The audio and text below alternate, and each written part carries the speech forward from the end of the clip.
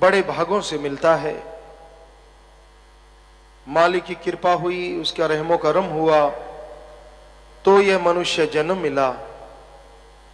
और इस मनुष्य जन्म में अगर इंसान सुमरन करे, सबका भला सोचे, भला करे, तो मालिक की दया में रहमत को पा सकता है। वरना जन्मों जन्मों के पाप कर्मों को भोगता हुआ, दुख परेशान मुसीबत में उलझा हुआ इंसान और दुखी होता रहता है। तो अगर आप परम पिता परमात्मा को पाना चाहते हैं, उसकी दया में रहमत के लायक अपने आप को बनाना चाहते हैं, तो यह जरूरी है आप मालिक के नाम का सुमरन किया करो। क्योंकि उसके सुमरन के बिना आपका गम, चिंता, टेंशन, बीमारियां दूर नहीं हो सकती। अगर सच्चे दिल से कोई भक्ति करे, सच्चे दिल से मालिक का नाम का जाप करे, उसे ना अंदर कमी रहती है ना बाहर कमी रहती है। मालिक अपनी दया में रहमत से, मालिक अपनी कृपा दृष्टि से हमेशा उसे नवाजते रहते हैं, माला माल करते रहते हैं। तो सुमरन के साथ साथ सेवा भी करो। हर टाइम आप अपने शरीर के लिए, अपने आप के लिए दिन रात लगे रहते हो, दिन रात खोए रहते हो। कभी ये टाइम भी निकालो कि आप मालिक की औलाद का भी भला करो। सत्संग में जीव जब चल के आता है तो संत पीर फकीर उसे समझाते हैं कि भाई, दिन रात आप अपने परिवार के लिए खोए रहते हो, मारो मार करते रहते हो। अपने कर्तव्य का निर्वाह करना यह गलत नहीं है। बाल बच्चे पैदा किए हैं तो उनका पालन पोषण करना तो जायज है, लेकिन उसके लिए कड़ा परिश्रम करो, मेहनत, हक हलाल की रोजी रोटी खाओ, किसी का हक मार के ना खाओ। आप जब पाप, ठगी, बेईमानी, भ्रष्टाचार में लिप्त हो जाते हैं, उससे दौलत जल्दी आती है, पैसा जल्दी आता है, लेकिन ये नहीं कि ये आपके कार्य सही है। ऐसा कर्म करना हर धर्म में मना है, पाप है, गुनाह है। पर यह सोझी इंसान को तब आती है जब ठोकर लगती है। कोई मुसीबत सिर पे टूट पड़ती है, कोई तकलीफ आती है, कोई परेशानी आती है, तो एक बार समझ आती कि मैं गलत कर्म की इस वजह से है। जब तक खुद पे ठोकर नहीं लगती तब तक कई ढीठ काबू नहीं आती। तो राम समझाने वाला है, उसकी मर्जी। हमारा तो काम लोगों को समझाना है, मान जाओ। क्यों उड़ीक रहे हो कि आपके पाप कर्मों का फल आपको भोगना पड़े? तभी समझोगे, तभी आपको अकल आएगी। बल्कि मन के हाथों मजबूर ढीठ लोग दिखाते हैं पीर फकीर को कि मैं नहीं मानता, करना जो करो, हमने थोड़ी ना किसी का बुरा करना है। हम तो मालिक से हमेशा सबके लिए दुआ में हाथ फैलाते हैं।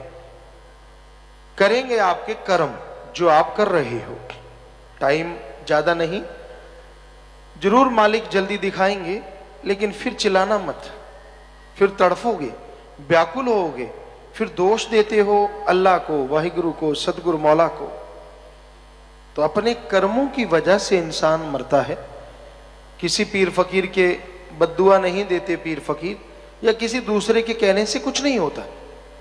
जब पाप कर्म करोगे, जब बुरे कर्म करोगे, कुदरत के असूलों के उल्ट चलोगे, तो आपको भोगना तो पड़ेगा ना। देर सवेर टाइम आने वाला है, अपने आप को उसके लिए तैयार रखो।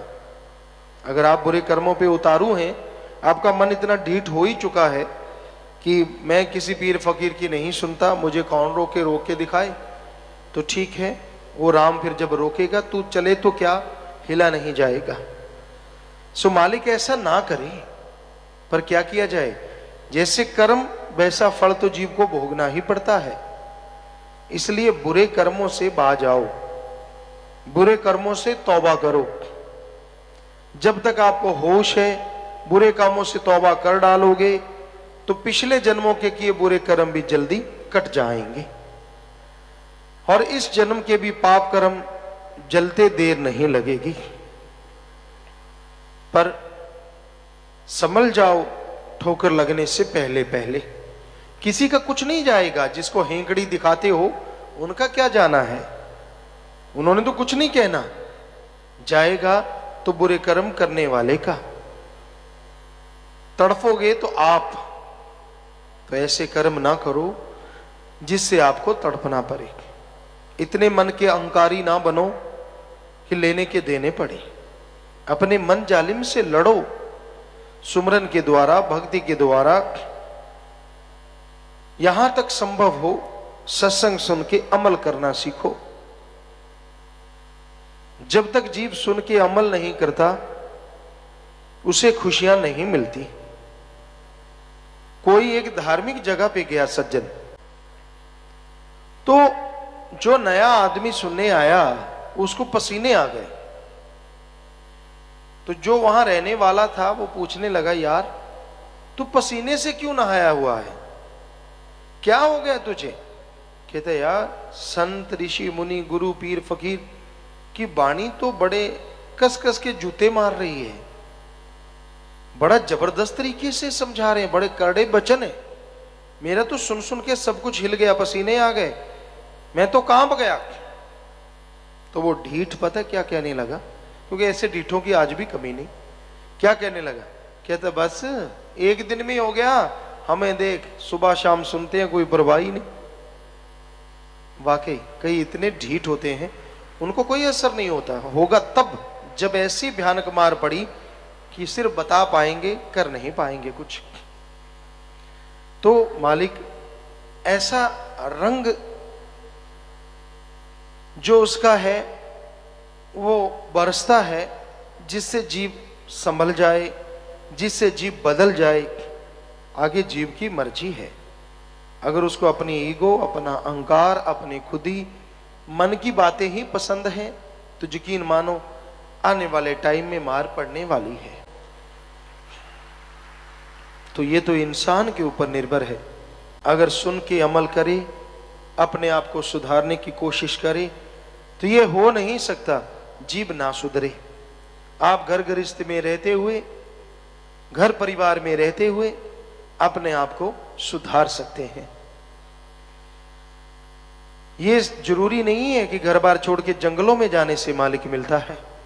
हाँ, ये सच है कि इस कलयुग में कोई सच्चा त्यागी बने, सब कुछ छोड़ के सिर्फ अल्लाह वाहिगुरु मालिक की भक्ति, उसकी औलाद का भला करने का संकल्प ले, सच्चा त्यागी बने, संत वचनों को पूरा 100% माने। जब सारा संसार त्यागी दिया, दुनिया की निगाह में ही सही त्यागी तो हो गए, तो सच्चे त्यागी बनो। त्याग दो उन बुराइयों को जिनमें मन लिप्त है, त्याग दो उन बुरी आदतों को जिनकी वजह से आप सादगी में भी शैतान हैं। त्याग दो उन रास्तों को जिन पे चलने से आपके लिए दलदल तैयार है। त्यागो अपने अंदर के विचारों को त्यागने के लिए, अपने अंदर के भाव बदलने के लिए निरंतर सुमरण जरूरी है। सुबह शाम सुमन करना होगा, भक्ति इबादत में लगना होगा। जो सुबह शाम मालिक की बंदगी करेंगे, वचनों पे अमल करेंगे, वही अपने विचारों से लड़ सकते हैं, वही अपनी गंदी आदतों को छोड़ सकते हैं। जो अमल नहीं करते, सिर्फ बातों की करके खाते हैं, उनका मन कभी काबू नहीं आता। किसी को बात करके सुना देना या अलग तरह का कुछ पहनावा करके दिखा देना या अपने आप को ये दिखाना मैं बड़ा अणख वाला हूं, बड़ा गैरत, लानते से अणख वाले पे और लानते सी जननी पे। अगर आप में अणख है तो अपने बुरे विचारों से लड़के दिखाओ, अगर आप में गैरत है तो अपनी बुराइयां छोड़ के दिखाओ, मान जाएंगे आप बहादुर हैं, योद्धा हैं। सिर्फ बातों से कुछ नहीं होता।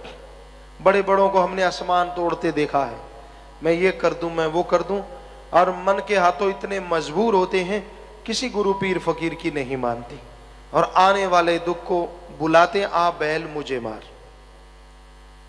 तो भाई इस कलयुग में आज का समय कुछ ऐसा है, आज का दौर ऐसा है, संतों की गुरु की बात अच्छी नहीं लगती। मन और मनमते लोगों की बातों के पीछे लोग पागल हुए फिरते हैं, अपनी अकल का इस्तेमाल नहीं करते। बेअकले लोगों ने अकल निकाल रखी है, मनमते लोगों ने आत्मा के विचारों को तिलांजलि दे रखी है और उसी के पीछे लग के लोग खुद गुमराह हैं। आप अगर दुखी हैं तो अपने कर्मों की वजह से, किसी और की वजह से दुखी नहीं है। अपने कर्म बुरे करने छोड़ दो तो आपका दुख भी दूर होता जाएगा। पर आप बुरे कर्म करना छोड़ते नहीं। एक बुरा कर्म किया तौबा कर लेते हैं, अगला बुरा कर्म करने की सोच लेते हैं।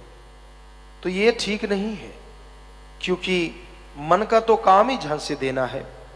जैसे जैसे बुरे कर्म करते जाओगे आपकी बेड़ी में बट्टे डलते जाएंगे, आप बुराई के नुमाइंदे बनते जाएंगे और आपके घर में से प्यार मोहब्बत सब दूर होगा। आपके अंत्यकरण से मालिक की खुशियां गायब हो जाएंगी। आप दुखी परेशान होते हुए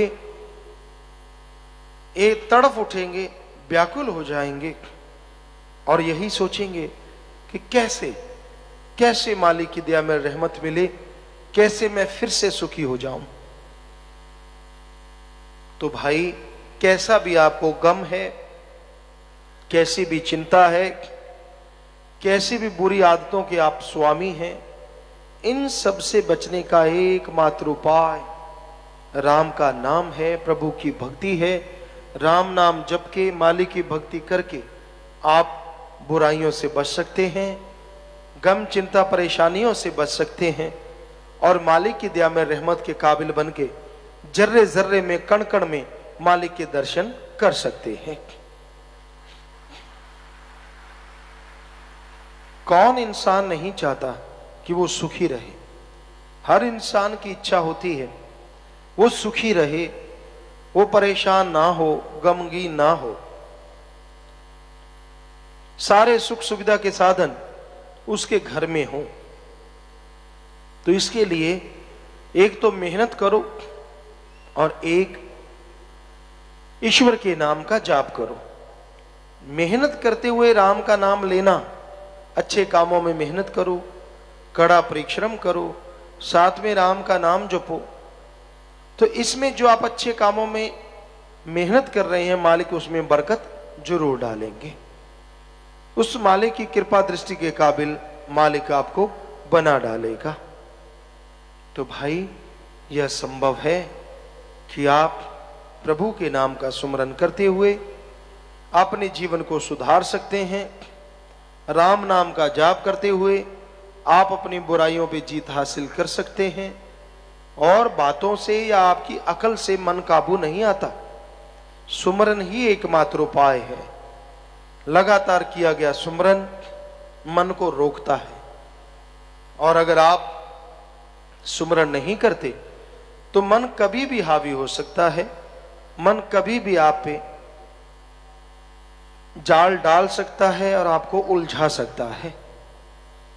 तो सुमरन करने के लिए यह मनुष्य शरीर मिला है ताकि आवागमन से मुक्ति मिल जाए, मन से आप लड़ सको, आवागमन से आजाद हो सको और मालिक के नूरी स्वरूप के दर्शन कण कण में जर्रे जर्रे में हो, ताकि अंदर बाहर बहारों से आप माला माल हो जाती है। लाखों के बाद हजार पे बात आ जाती है। सवा जरूर होता है, 25, सवा रुपया, सवा 51। बाद में हमने सोचा ऐसा क्यों होता है, वो ख्याल आया 54 का प्रसाद मालिक का, 25 का खुद डकार जाते हैं। नाम मालिक का, खाते खुद हैं। बताइए कहां भगवान को खिलाया किसी ने, अल्लाह वाहिगुरु राम को खिलाया किसी ने? ये सब खाने पीने का मामला है। कोई देवता बलि नहीं लेता। हमने जो पढ़ा, देव फरिश्ते का मतलब है जो मजलूमों निर्दोषों की मदद करे वो देवता, जो निर्दोषों को काटे मारे वो राक्षस। और लोग देवता को खुश करने के लिए बकरा, मुर्गा, भेड़ा, छतरा चढ़ाते हैं। और चढ़ाते कैसे हैं? मुंडी मुंडी देवता को, पिछला हिस्सा खुद खा जाते हैं। क्योंकि सिर में खोपड़ी होती है, मांस तो नाम मात्र होता है। इसलिए कहते देवता तू मत्था मारता रहे, नर्म नर्म गोश्त, नर्म नर्म मांस खुद रगड़ जाते हैं। वाह कितना चालाक है ना आदमी, कमाल कर रखी है। ਧੰਨ ਧੰਨ ਸਤਿਗੁਰੂ ਤੇਰਾ ਹੀ ਆਸਰਾ। ਗੁਰੂ ਜੀ ਦੀ ਪਿਆਰੀ ਸੰਗਤ ਨੂੰ ਨਿਵੇਦਨ ਕੀਤਾ ਜਾਂਦਾ ਹੈ ਕਿ ਹਰ ਰੋਜ਼ ਸਤਸੰਗ ਸੁਣਨ ਦੇ ਲਈ ਸਾਡੇ ਚੈਨਲ ਡੇਰਾ ਸੱਚਾ ਸੌਦਾ ਨੂੰ ਸਬਸਕ੍ਰਾਈਬ ਕਰ ਲੈਣਾ ਜੀ।